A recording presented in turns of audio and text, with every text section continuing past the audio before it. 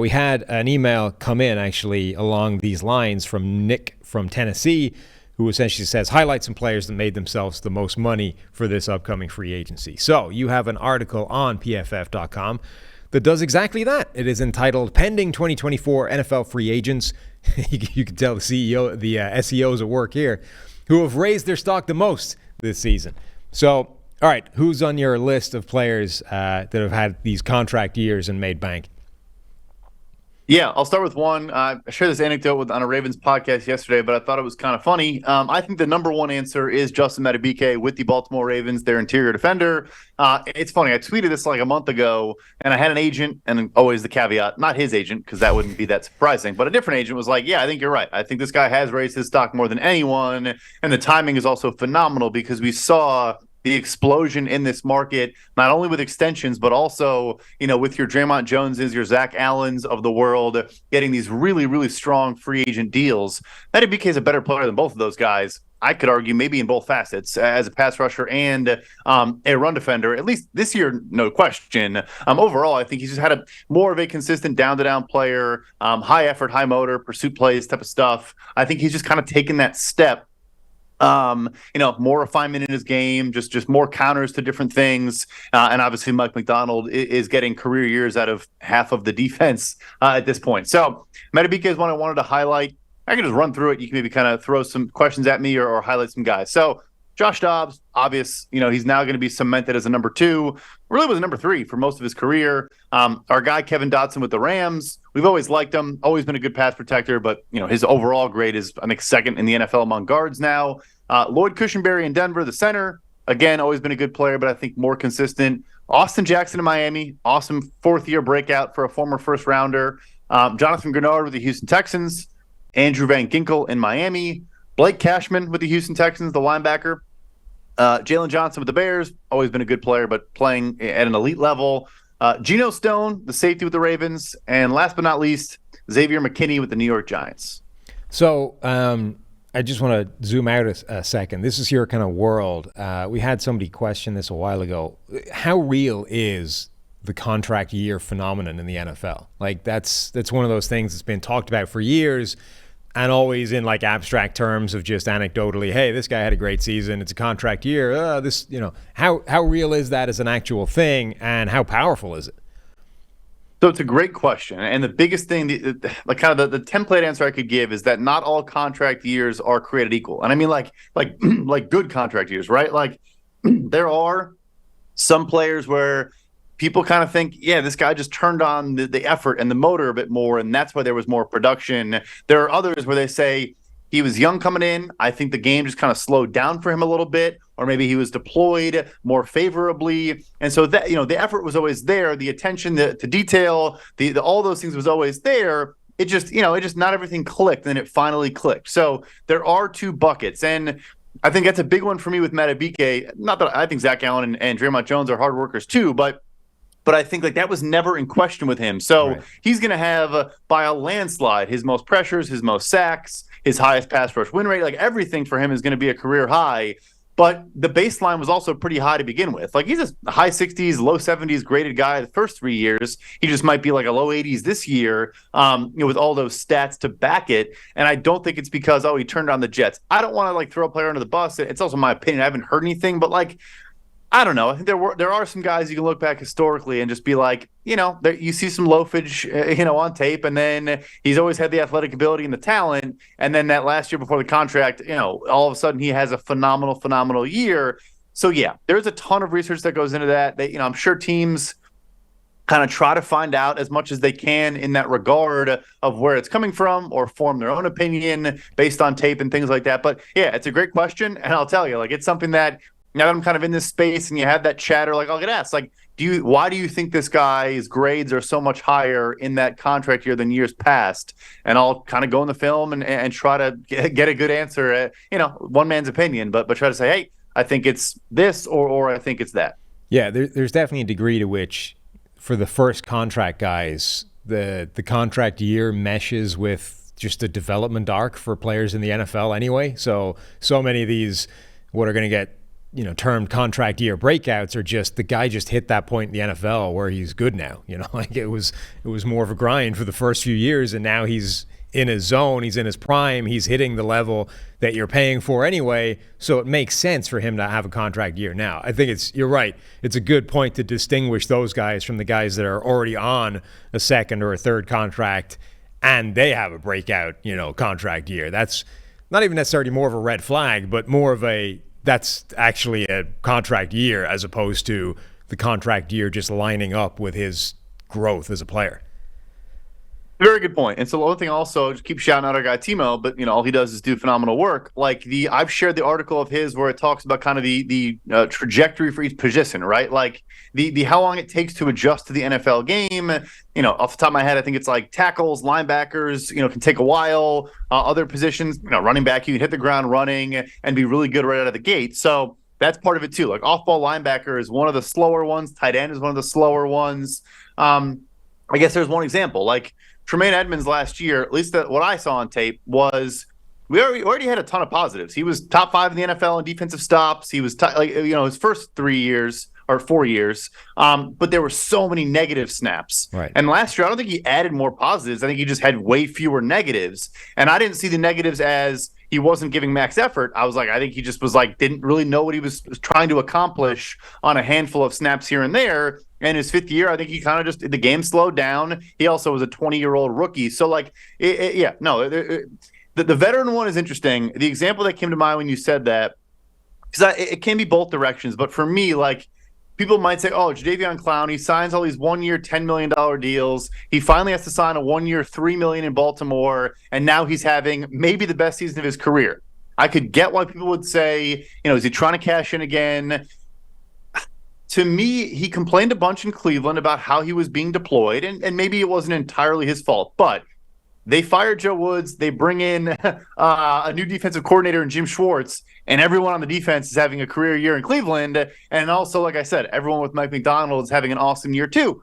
Like, that matters too. Like, you look at a receiver. Did he get a quarterback that can actually throw him the ball that changes things? Did he get a new coordinator? So there's so much context to it. But yeah, it's a good question. It's a mystery that teams are trying to solve a ton. And with Clowney in particular, like, I would argue most of his career at this point has now been years where he should have been motivated to get the big deal. You know what I mean? Like, he's almost been betting on that for the last 5 or 6 years. Like, maybe you can argue that, okay, he finally got fed up of that with the last year in Cleveland, but like every other year, he should have been trying to have this season that he's having right now, because that's what's going to get him the contract that he's looking for, like the long, big money extension, like the monster deal that theoretically should be out there for a young, talented, physically able pass rusher, and has never manifested for Clowney. So yeah, I don't think that that's a great argument for people who are like, oh, this year is an obvious contract season for him.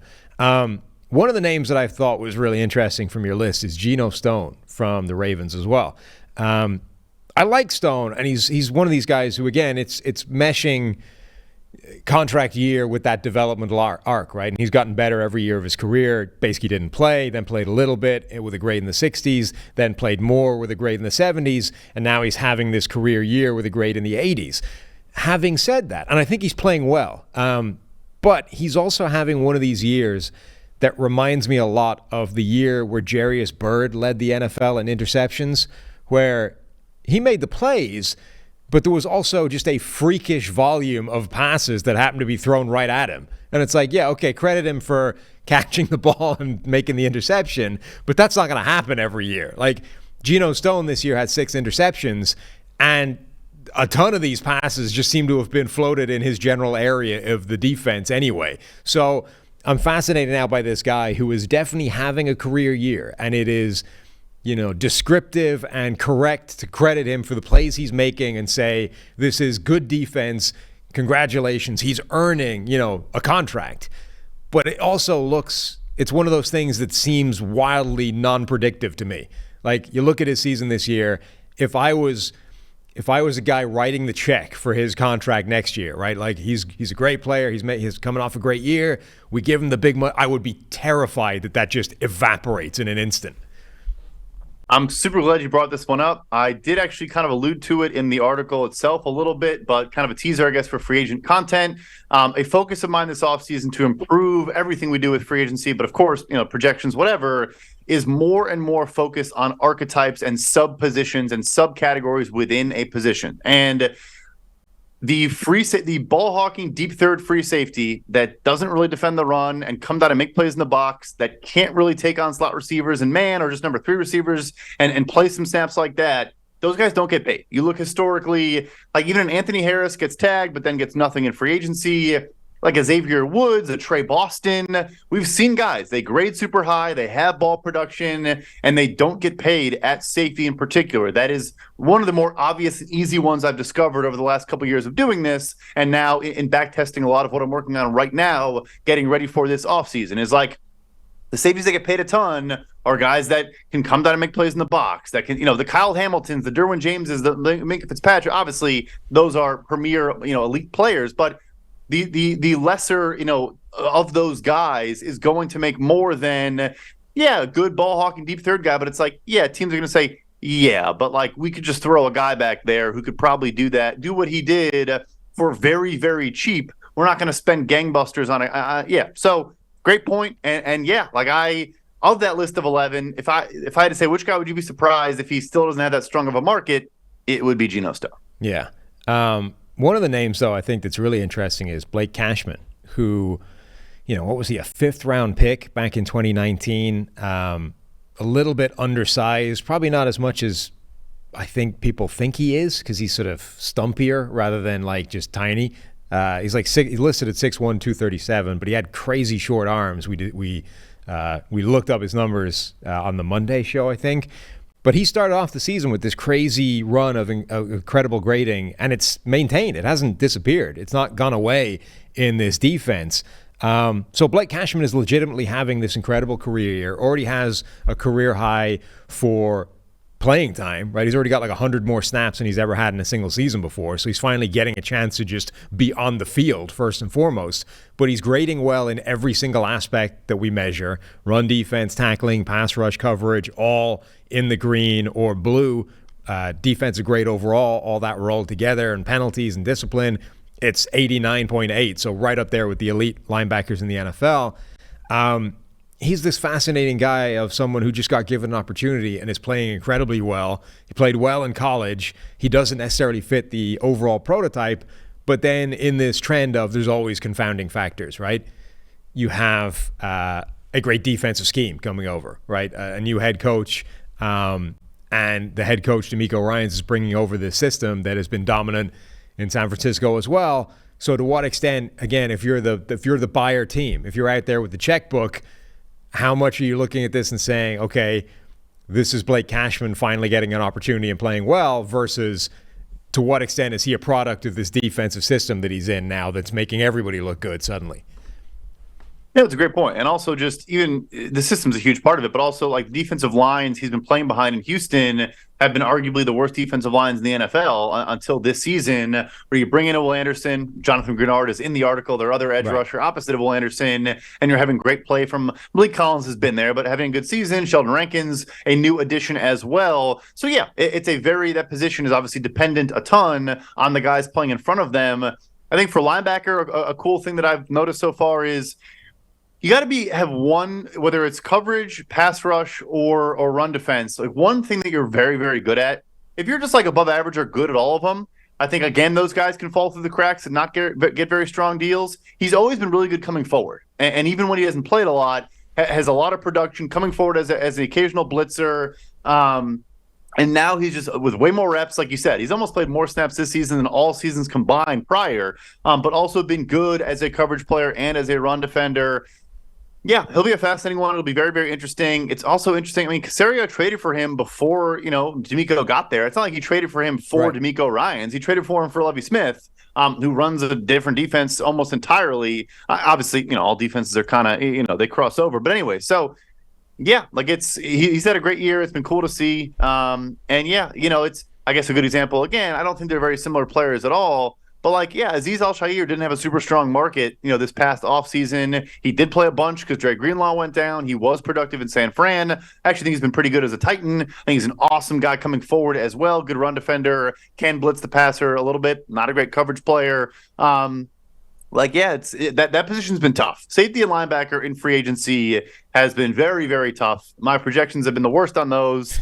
Just because, well, it's like not even like missing wildly. I mean, some of them have, but like it's just like the market falls off a cliff really, really quick. There's no middle market for those guys. Either you make the 7, 8, 9 million, or you get a minimum contract. Like that's it. Doesn't it feel like teams are also getting a little bit wiser now, though, to this impact of scheme on both sides of the ball? Like guys that are having incredible years in a system that is good, is really good, and is boosting the production of everybody. I think in years past, teams would have just looked at that and said, he's playing great, throw the bag at him. And now they're like, okay, come on. Like we know at least some of this is the scheme and how much, and let's dig into it deeper and let's be a little bit more careful with. Like I think genuinely, we constantly, like articles like that Carolina thing come out and you're like, you see the NFL is as dumb as ever, but they're really not. Like I think the longer we go, the more you're aware of how smart they are at some of this stuff, and they are way better than they used to be at not doing incredibly stupid things in off seasons just because it looks like something's happening. Now, that being said, the last guy I want to talk about from your article, Austin Jackson, and the power of the lingering first-round draft pick status. Because I think you're right. He's having a career year. I would argue that career year is still not particularly good. And even the year at the moment is like two of the last 3 games have been his best games of the season. And they've come against a team that just traded away their edge rushers and a team that only has one edge rusher who, has been hurt for a bit. So is Austin Jackson actually going to get paid? And if he is it off the basis of the fact that he was the number 18 overall selection a few years ago and teams hate acknowledging that a guy that was a first-round pick might just not be a good player? Yeah, it influences every single contract in the NFL, extensions, free agency, no question about it. I think it's kind of funny, like an Isaiah Wynn, who's now on Miami, who was similar, 23rd overall to the Patriots. I guess injury is more of a factor there, but Jackson's a good question because I think it goes back to, is the development timeline just, look, again, I think he was 20 years old when he was drafted as well. Very young. Out of USC. And I agree with you. The true pass set stuff is still not very good. You have the fastest average time to throw in the NFL. So he's being protected. Like, talk about players at a particular position that benefit from their scheme.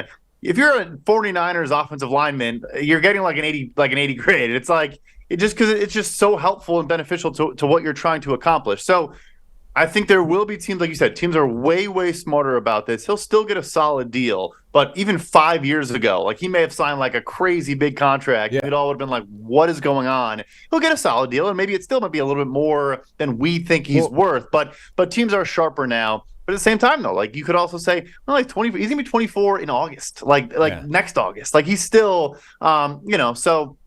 But anyway, long answer short, yeah, he's a fascinating one. The rest of the season probably will tell us a lot. Playoffs, maybe if Tua in bad game script, stuff like that, will go a long way there. But that's an impossible one for sure. You don't have to go back very far to find a time where like he would be on his way to being like the best paid right tackle in the NFL. And but the scary thing is, you would have had a few people doing what you said, which is going, why have they given him that deal? You would have had a bunch of other people saying, this is the best right tackle in the NFL. He's only given up, 1 sack in the last 2 years, and he just got paid, and he's a former first-round pick. Like, it would work. Just simply giving him that contract would actually create this narrative that this former first-round pick is now, one of the best offensive linemen in the NFL. But now there's actual data to check this stuff, and the film is out there for everybody to see, and you're like, he isn't. Like, this is just insane.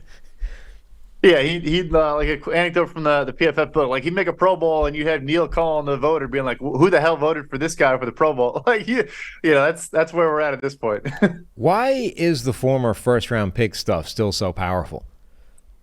I think there's some reasons that make it that are legitimate, some are not. So first, when you are a first-round pick, that probably means you're a great guy for the most part. Obviously, there are exceptions, but like you're passing all of those tests too. So that's going to carry forever. And that, good leader, smart guy, watches film, practices hard, no red flags, etc. Again, that's not everyone. Right. So that should carry. But then also, I think you probably also did test very well, so you probably are a very good athlete.